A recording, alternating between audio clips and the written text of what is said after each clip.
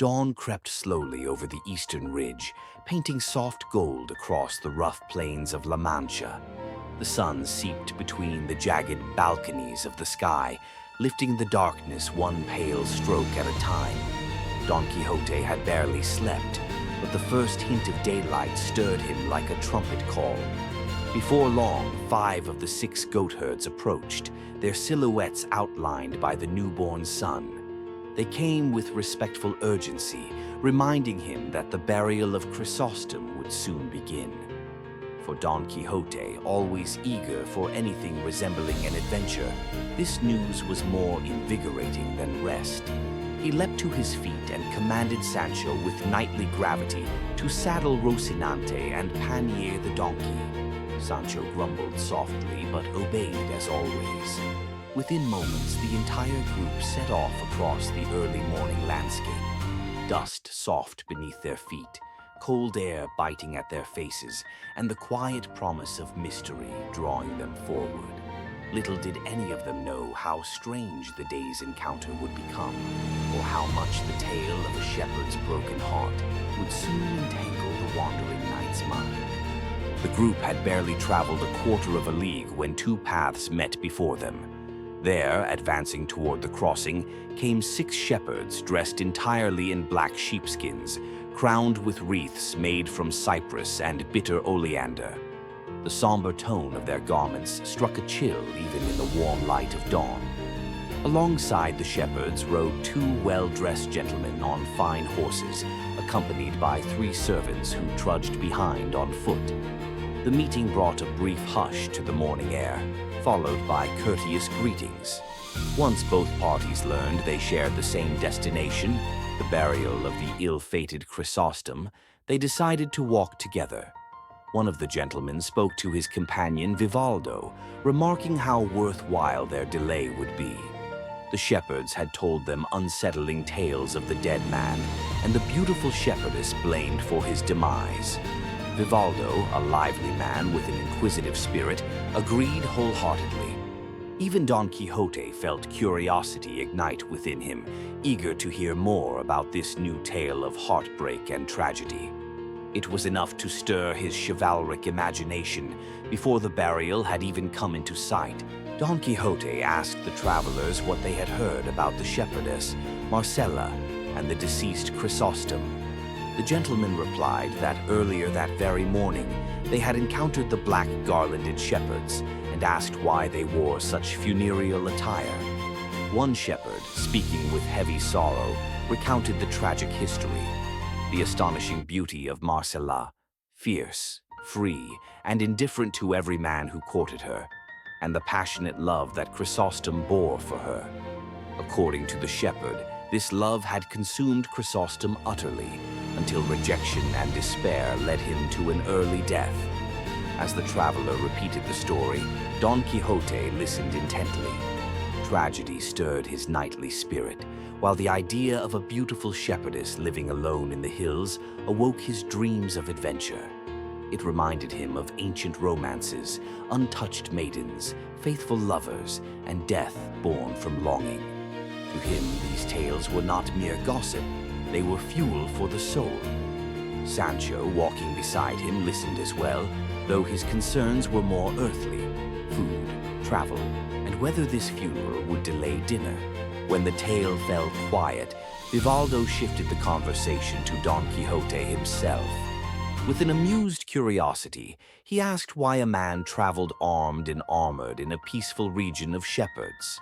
Don Quixote straightened dramatically in his saddle, announcing that his calling left him no other choice. Knights-errant, he declared, could never appear in soft clothing or indulge in comfort. Their life was one of hardship, vigilance, danger, and noble suffering. The travelers exchanged looks, already realizing the nature of the man before them. They suspected madness, but an entertaining one, strange enough to intrigue them, harmless enough to indulge. Vivaldo pressed further, asking what knight-errant truly meant. Don Quixote, delighted by the opportunity, launched into a grand explanation, his voice swelling with pride. He spoke of King Arthur, of the Round Table, of legendary knights whose feats were written in glowing histories. His words tumbled out with such certainty and enthusiasm that even the skeptical travelers found themselves momentarily carried by the rhythm of his fantasies. Don Quixote recited the glory of England's legendary heroes as though he had lived beside them. He spoke of King Arthur, whom he called Artus, claiming the king had not died but been transformed by magic into a raven, destined one day to reclaim his throne. This tale, he insisted, explained why no Englishman dared kill a raven even centuries later. He carried on, recounting the romances of Lancelot and Queen Guinevere, the involvement of Lady Quintanona, and the well-known ballad that sang of Lancelot's service to the queen. As the travelers listened, amusement grew. Don Quixote spoke with such confidence that anyone unfamiliar with reality might have believed him. He traced the lineage of chivalry through time. Amadis of Gaul, Felix Marte of Hyrcania, Tyrone le Blanc, and even Don Belianis of Greece, characters he treated as historical figures. This was not a man who simply believed stories. He lived inside them. Sancho followed along, nodding with loyal confusion, proud of his master even while knowing deep down that the world he spoke of existed only in books. The travelers whispered among themselves that Don Quixote was certainly mad, but entertainingly so. Wanting the journey to the burial site to pass more quickly, Vivaldo asked him another question, one meant to provoke more outlandish claims. He observed that the life of a knight-errant seemed even harsher than that of monks who embraced poverty and discipline. Don Quixote replied with solemn authority that though both paths were demanding, the knight-errant's burden was far greater. Monks prayed for the world within sheltered walls, he argued, but knights fulfilled those prayers with their bodies, defending the innocent beneath the blazing sun and freezing nights. He portrayed knights as God's weapons on earth, enforcers of divine justice through sword and courage. His passionate declaration painted a vivid contrast between cloistered peace and battlefield hardship. To Don Quixote, suffering was not merely unavoidable. It was sacred. It proved the worth of a knight's mission and elevated his struggles into holy labor. Even Vivaldo, skeptical as he was, found himself briefly moved by the old knight's fire. Vivaldo, still probing, challenged Don Quixote's belief that knights should dedicate themselves not to God in moments of peril, but to their chosen ladies. Knights, he argued, seemed to worship mortal women with more devotion than they gave the Almighty. Don Quixote dismissed the concern. A knight-errant, he explained, must always fight with his lady's name glowing in his heart. In the tension before a duel or adventure, his last whispered words must be for her, a soft plea for her favor and protection, even if spoken only between clenched teeth. Still, he assured them that there was always time later to commend one's soul to God. The travelers exchanged humorous glances. The idea of invoking a woman's name while charging with a lance at full speed struck them as ridiculous, even dangerous. Vivaldo pushed further, noting that many knights died suddenly in combat. How then could they have time to pray properly? Don Quixote countered stubbornly that such traditions could never be abandoned. To fight without a lady to inspire one's courage would be a disgrace. Vivaldo attempted another angle, suggesting that not every knight was necessarily in love. Don Quixote rejected the idea outright. A knight-errant without love, he proclaimed, was like a starless sky, unnatural and incomplete. Love was as essential to knighthood as armor or courage. Without it, a knight's deeds would lack meaning. He insisted that every great warrior of legend had a lady to dedicate his victories to. If one did not naturally have a beloved, he was no true knight at all, but an intruder in the noble order. Vivaldo mentioned Don Galaor, brother of Amadis of Gaul, who was known for wandering from affection to affection, never tied to one true love. Don Quixote dismissed this example, insisting Galaor simply kept his true devotion secret. A A knight could love many lightly, but only one deeply, and that hidden devotion, unknown to the world, proved his purity. The travelers shook their heads, amused by how Don Quixote twisted every argument to protect the romantic codes of chivalry he cherished above reason. Vivaldo, now thoroughly entertained, asked Don Quixote to describe his own lady. Surely, if he was a knight-errant, he too must be consumed by love. Don Quixote sighed deeply, as though the mere mention of her name pierced his heart. He revealed her identity with ceremonial pride, Dulcinea del Toboso, a princess of unmatched beauty whose radiance surpassed all descriptions found in poetry. He painted an extravagant portrait, hair of gold, brow like Elysian fields, eyes like suns, lips of coral, teeth of pearls, and skin like living snow. The travelers listened in awe, though not because of her beauty. What astonished them was the passion and poetry in the knight's voice. Sancho Panza, however, frowned slightly. He knew the village of Toboso well, and though he respected his master deeply, he had never heard of any princess nor any woman of such renowned beauty living there. Still, he kept quiet.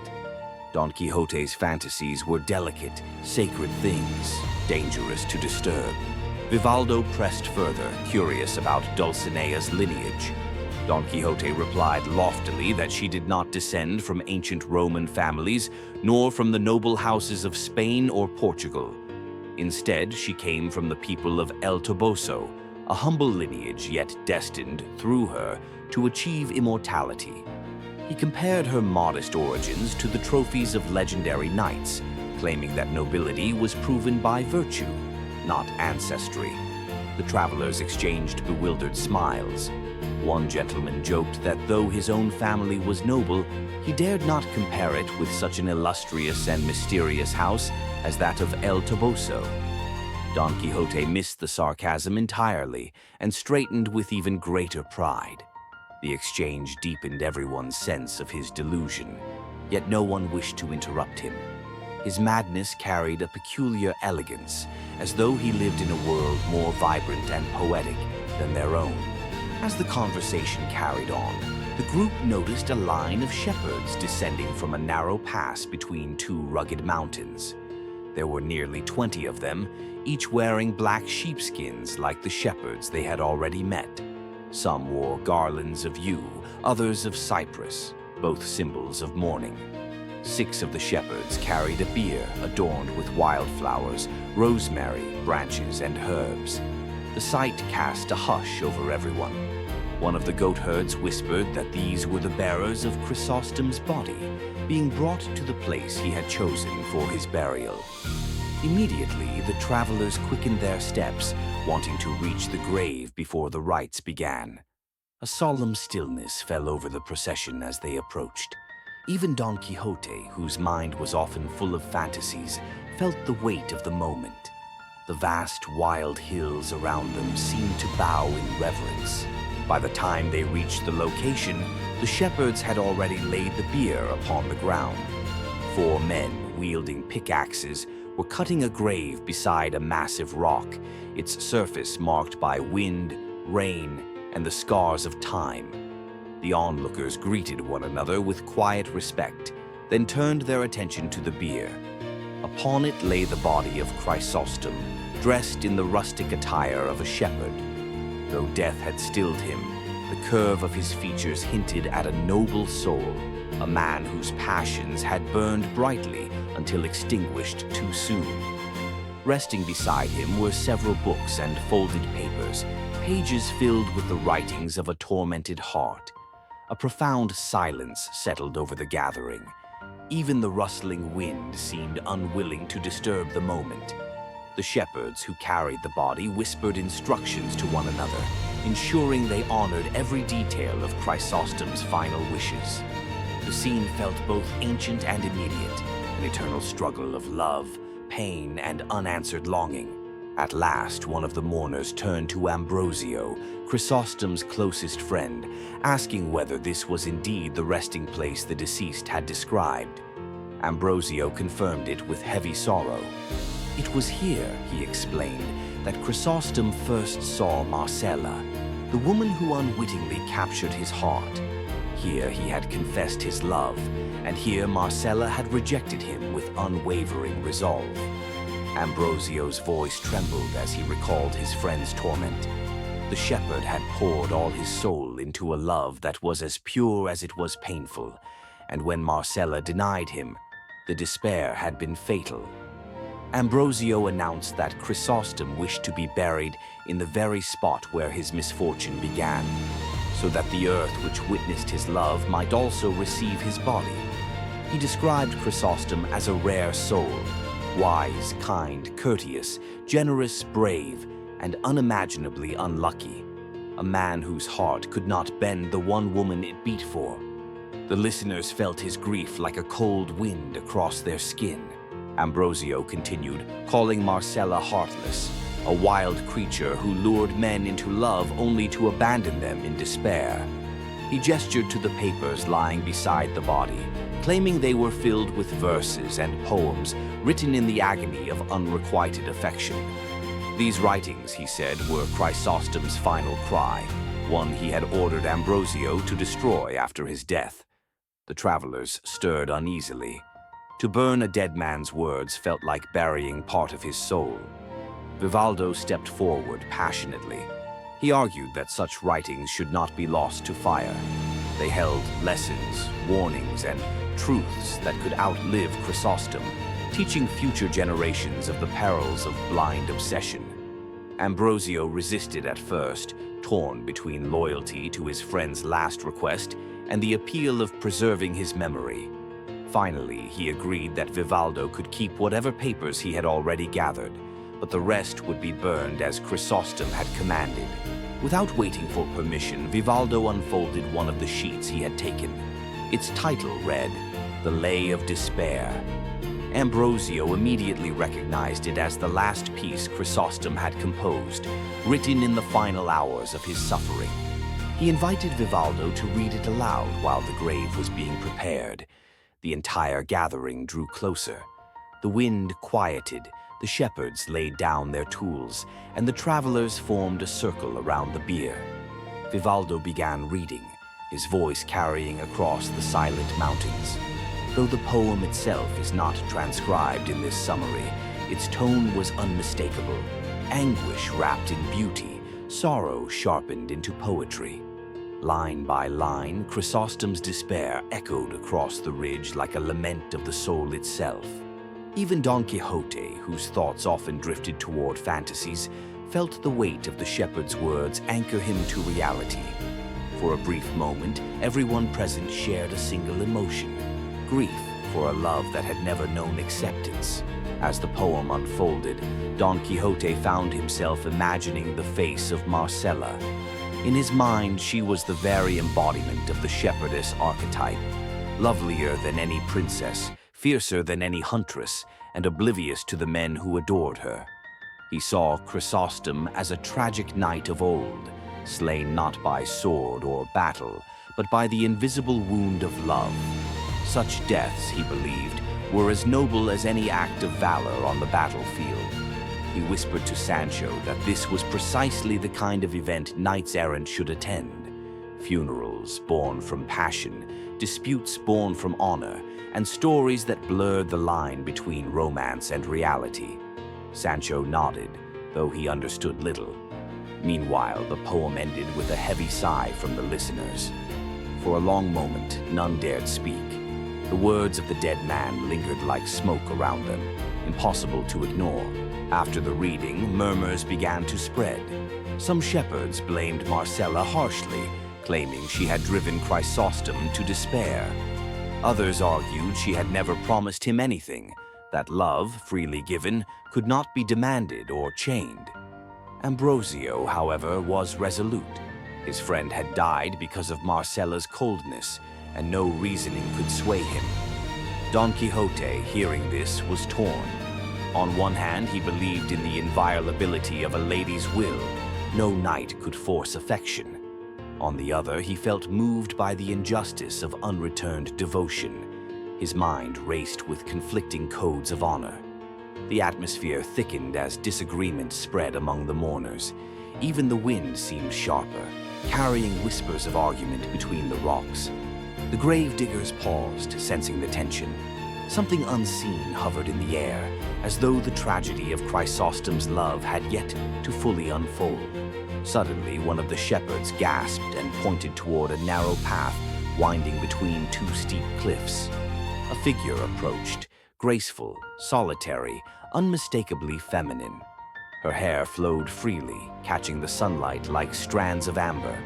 Her simple shepherdess clothing could not hide the elegance in her movements. The murmurs rose to a hush, then to a ripple of astonishment. Marcela, the very woman who had inspired love, rejection, poetry, madness, and finally death, now approached the burial ground. Ambrosio stiffened with anger. Others whispered prayers or curses. Don Quixote leaned forward on Rocinante, captivated by her presence. Her arrival was like the final stroke of destiny, completing a tragic painting. Though the gathered crowd felt a mix of anger and fascination, none could deny that her appearance transformed the air, charged it with meaning, tension, and mystery. When Marcela arrived, her expression was calm but weary. She approached the bier, looked at Chrysostom's lifeless face, and spoke with quiet strength. She declared that she had never wronged him. She did not seek admirers, nor did she encourage men to love her. If her beauty inspired affection, it was not her fault. Beauty was simply a gift of nature, not a trap she laid for unsuspecting hearts. She insisted she valued freedom above all else. She wanted no husband, no suitor, no chains of obligation. Chrysostom loved her by his own choice, not by her invitation. His pain, though tragic, was not something she had caused intentionally. Her words stunned the listeners. Some felt moved, others were enraged, but her voice carried the conviction of someone who had thought long and deeply about her place in the world. She asked only to be left in peace, to live in the mountains, free as the wind. When Marcela finished speaking, she turned away and walked back toward the mountains before anyone could stop her. The crowd watched her disappear between the rocks, each person absorbing her words differently. Ambrosio's anger hardened, but others felt their resentment soften. Don Quixote, moved by her fierce independence, declared she had spoken with truth and honor.